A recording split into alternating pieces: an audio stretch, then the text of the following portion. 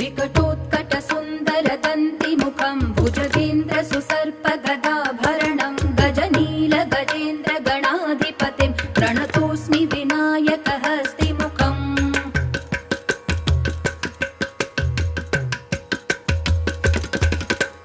सुरसुरगणपति सुन्दरकेशं ऋषि गणपति यज्ञसमानं भव भव गणपति पद्मशरीरं जय जय गणपति दिव्य नमस्ते गजमुखवक्त्रं गिरिजापुत्रं गणगुणमित्रं गणपतिमीशप्रियं गणपतिमीशप्रियं गणपतिमीशप्रियं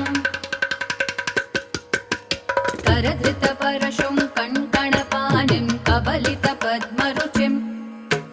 सुरपतिवन्द्यं सुन्दरनृत्यं सुरचितमणिमकुटम्